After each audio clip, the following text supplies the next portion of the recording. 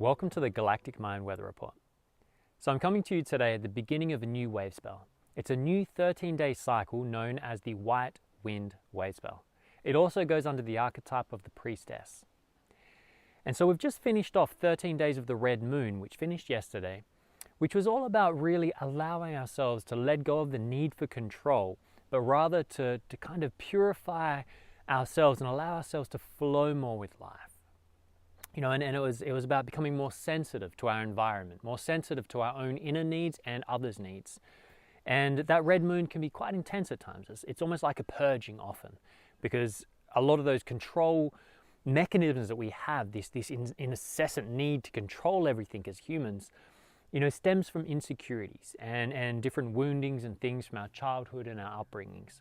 So often during the red moon wave spell, these things come up in order to be released. And so now we move into the white wind wave spell, the archetype of the priestess.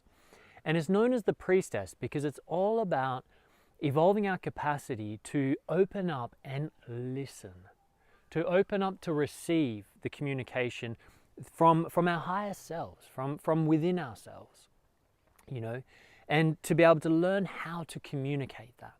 You know, traditionally that was the role of the priestess. The priestess was there to tap into this higher consciousness, to God or whatever your belief system, and then bring it through as a channel, as a conduit, to be receptive in order to translate that message of spirit into words and share it with their people, their followers, in order to share the message of spirit to those who aren't quite so open to hear it.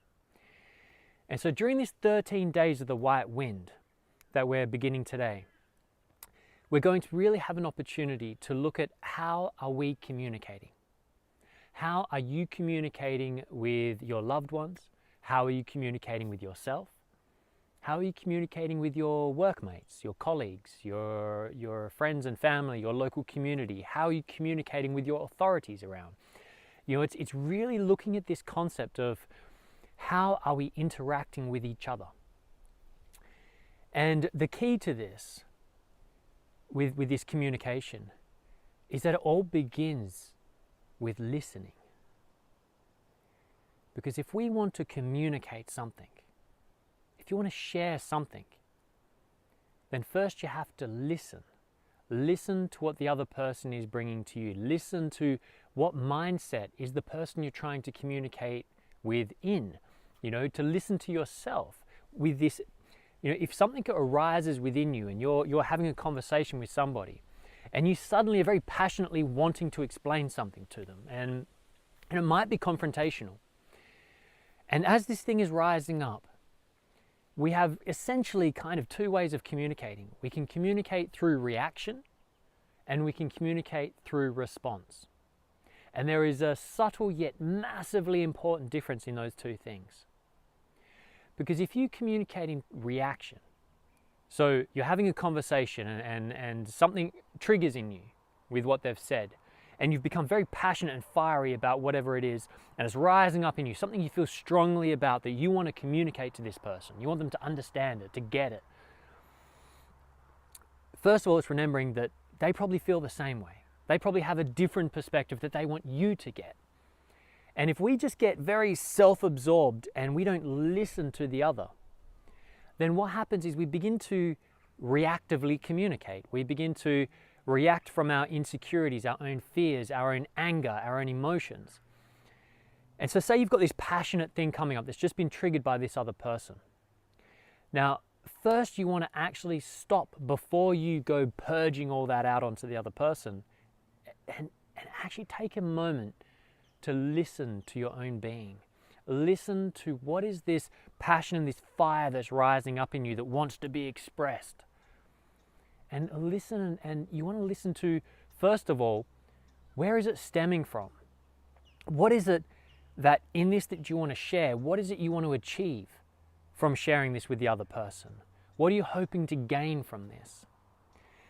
And being honest with yourself in that before communicating it means you have an opportunity to respond, the ability to respond to the person and what they're saying. Now, if you don't take that time to connect with what it is you're feeling very fiery about, then it's very difficult to communicate cleanly because you begin to react, an emotional reaction. And what that means is that no matter how pure the words that come out of your mouth, they're going to come on a river of emotion. They're going to come on anger. They're going to come on bitterness or passion or ecstaticness. It's, it doesn't matter which scale of the emotion, it's going to be communicated emotionally in a way that will potentially trigger the other person. Now, the person on the other side, if you truly want them to hear you, if you truly want that person you're communicating with to listen to you, then you must be, first of all, prepared to listen to them, to truly hear them. And this is that part with this white wind is guided by the red, or it's supported by the red earth archetype, which is all about navigating our evolution through synchronicity. And we need to learn to navigate communication through synchronicity, meaning we need to learn how to listen to how our environment, is the environment a good place to start this conversation? For example, it's not the best place to start a deep, passionate conversation around veganism or meat eating, etc., in the middle of a public place where people are just having a good time. People are going to shut down. They're not going to want to go into that conversation in that kind of environment. If you want to talk about your relationship with your beloved, your partner, you've got some emotional issues, you've got some challenges, you've been hurt, and you want them to understand it, then maybe a dinner party, if you pay attention to that place, is not the place to open that conversation and to go deep into that process. So again, it's about watching, where are you synchronizing with this other person? Where are they at? Is your partner in a place to hear it? Or are they in the defensive mode? Are they stressed out and fired up? And in which case, no matter how much you try to communicate to them, they simply won't hear you. In fact, they will hear what you're saying through the lens of their own lack of self-belief and discipline and confidence. And they will hear something completely different to what you're trying to communicate. So what I'm really trying to nail home here is that we need to become much more aware of the situation and the environment in how and where we are communicating in order to ensure our message is heard clearly. And that begins first and foremost with ourselves. Are you communicating honestly with yourself? Are you providing an environment? Are you providing moments in your day of stillness and security? Times where you can be in your own space for 10 minutes. This is what meditation is really all about. Clearing the mind and giving space where you can listen to your own thoughts. You can listen to your own emotions, your body's responses to situations. And to find out where are you and how do you feel about these things properly. Get anchored in your understanding first about your feelings and what it is you want to express before reactively chucking it out there. Because when we communicate through reaction, then we often trigger the other person and then they react back, and then before you know it, people are having this debate and argument not to try and work it out and understand each other, but to get the other person to accept that they're right. Where we end up not actually listening to the other person. And, you will have had this before where, you're having a conversation, it's passionate, heated, you're talking about something, and they say one little line about that topic that may have been flawed. And you pick that line and say, aha, I've got you. And it's like playing chess in conversation. And you grab that little piece, and now you're thinking about you're thinking about how you're going to respond, and you've stopped listening to what that person is saying. And when we do this, we cut off the communication. We stop listening and responding. We begin to have reactive conversations, and they don't go anywhere. And I've seen so many times in my life. I used to work as a bartender for many years in the circus world, many different places. So I've always been watching people and watching their communications. And I can't count how many times I've watched conversations between two people or more where it is blatantly obvious that both of those people are talking about completely different layers of a topic, completely different layers of a conversation, but they're trying to get each other to admit that the other one is wrong and that they are right. And the irony is, how can that ever happen when you're not even talking about the same thing? So really, this 13 days is to focus on our communication. really pay attention to how you are interacting with those that are close to you, your beloveds and the family around you, your colleagues, etc.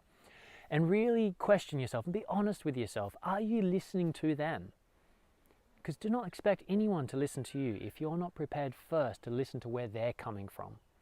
And so it's about understanding and being diplomatic about really understanding where the other person is coming from.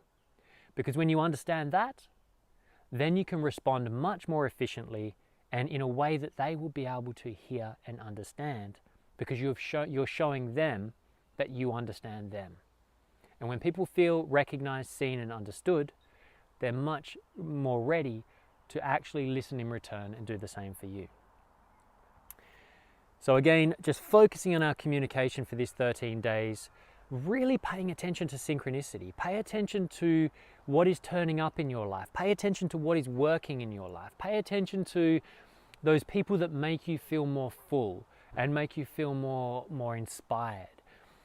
You know, and really look around at nature, at everything that is with you, and you'll notice synchronicities going off the hook through this next 13 days, trying to guide you back to your inner guidance so that you can listen to your higher self and what your higher self wants to communicate, not your lower self.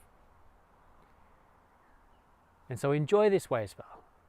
It's a time to allow yourself to be blown by the winds of synchronicity, to watch what arises in your world, and learn to listen deeply to your environment.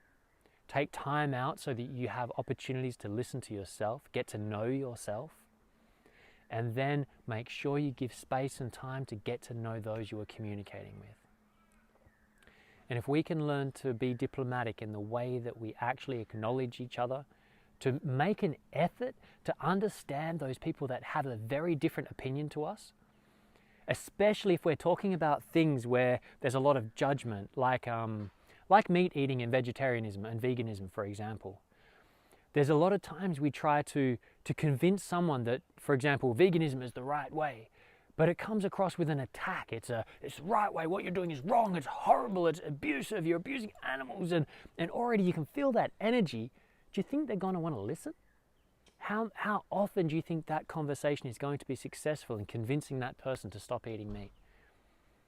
More than likely, they'll probably start eating more to try and spite you out of reaction. And so it's about moving forwards and communicating through compassion, listening from our hearts to understand where someone is coming from, and then speak to them from that place. Speak to them with love and compassion. And we'll find we'll be much more effective in making progress and working out our differences. And that's where we're going to start seeing peace being an actual option. But first we need to take responsibility for our own methods of communication. We need to first step up and be the ones to put down the sword, stop attacking each other, and actually listen. Because if someone disagrees with you and you've got a conflict with somebody, then it shows that the way you see the world is out of alignment. And you can't force that alignment through brute force. You can't legislate that alignment. You know, it needs to come from a place of compassion and understanding. And if you want them to understand you, then make an effort to understand them. So in Lakesh, so much love. I'll see you mid Wavespell.